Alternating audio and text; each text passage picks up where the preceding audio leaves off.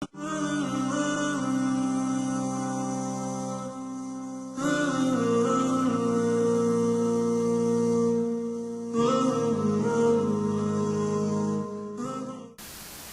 wa salatu wa salam ala rasulillah wa ala alihi wa ashabihi ajma'in. Amma ba'd.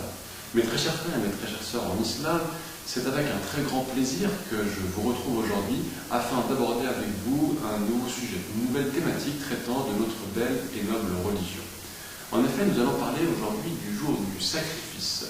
Donc, comme vous le savez, partout dans le monde, chaque peuple, chaque tribu possède des moments où ils vont célébrer justement des fêtes qui leur sont populaires, des fêtes qui ont été instituées de par l'histoire qu'ont connue, donc qu'ont vécu ces peuples, mais également par leur tradition, leur mythologie. Eh bien, sachez que toutes ces fêtes ont, après la venue de l'islam, ont subi des transformations irrémédiables, puisque l'islam va en fait est venu remettre en cause la légitimité de ces fêtes qui sont dédiées pour autre qu'Allah ou qui n'ont pour but que l'accomplissement de traditions païennes ancestrales. Eh bien, l'islam est venu rectifier ces croyances incorrectes et remettre les choses dans l'ordre qu'Allah a souhaité. C'est pourquoi, lorsque le prophète sallallahu alayhi wa sallam s'est rendu à Médine, après avoir émigré de la Mecque, eh bien, il trouva les habitants de Médine, il les trouva accomplir durant l'année deux fêtes particulières.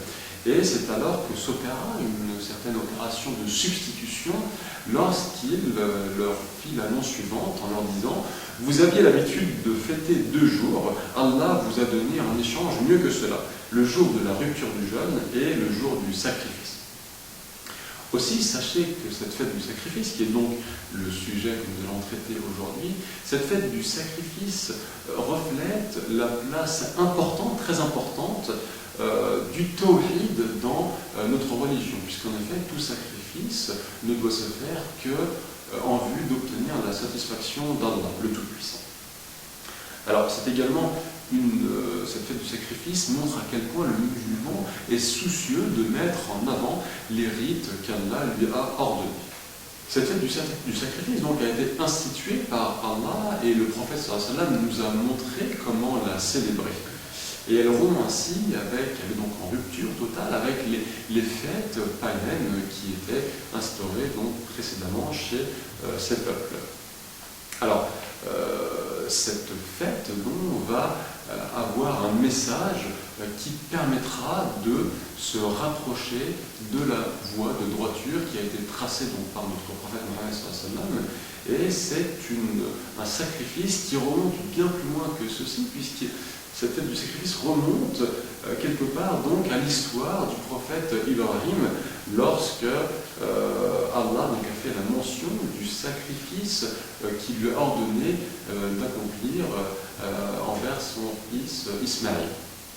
Alors, l'ordre de ce sacrifice, donc l'ordre d'Allah, qu'a reçu Ibrahim pour sacrifier son fils Ismaël en plein songe, eh bien, fut certes le couronnement d'un parcours ô combien exemplaire pour ce noble prophète Ibrahim, qui est l'ami intime d'Allah, tel qu'Allah nous l'a décrit. C'est comme cela que le prophète sallallahu alayhi wa sallam nous a décrit le prophète Ibrahim.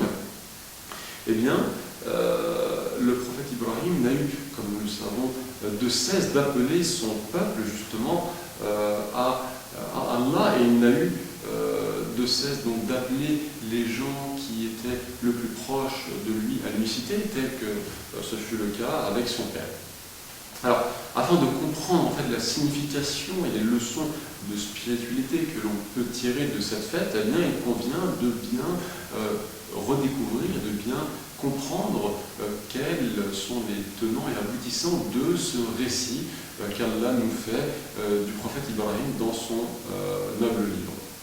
Alors, c'est à un moment critique, à un moment avancé de sa vie, donc de la vie d'Ibrahim, que Allah a en fait donné cet ordre à Ibrahim de sacrifier son fils Ismaël, un fils qui s'est toujours montré bon à son égard. Et c'est ainsi qu'Allah dit dans le Coran, dans la sourate 37, les versets 102 et 101, « Nous lui fîmes donc la bonne annonce d'un garçon, Ismaël. Puis quand celui-ci fut en âge de l'accompagner, Abraham dit, « Ô mon fils, je me vois en songe en train de t'immoler. Vois donc ce que tu en penses. » Ismaël dit, « Ô mon cher père, fais ce qui t'est commandé. Tu me trouveras, s'il plaît à Allah, du nombre des endurants. » Donc ainsi, après s'être assuré que sa vision était bien une révélation divine, il annonça la nouvelle à son fils qui accepta immédiatement de se soumettre à la volonté de son père, qui était la volonté finalement d'Allah qui lui a ordonné d'immoler donc son fils.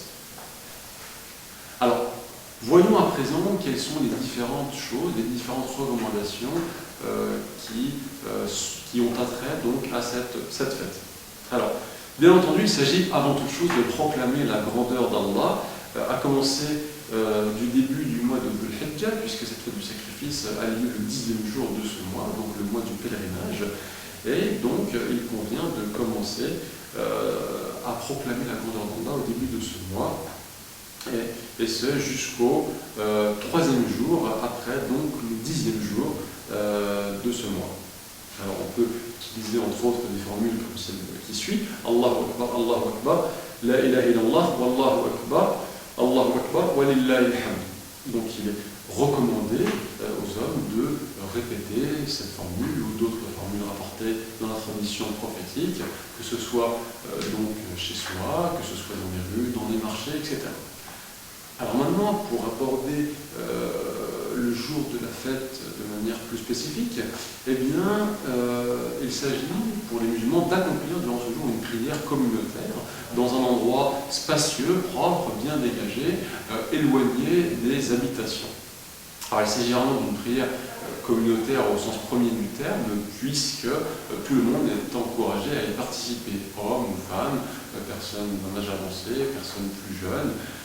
Il s'agit également des femmes qui sont atteintes de leur menstru, eh bien elles sont également conviées à se joindre à cette fête.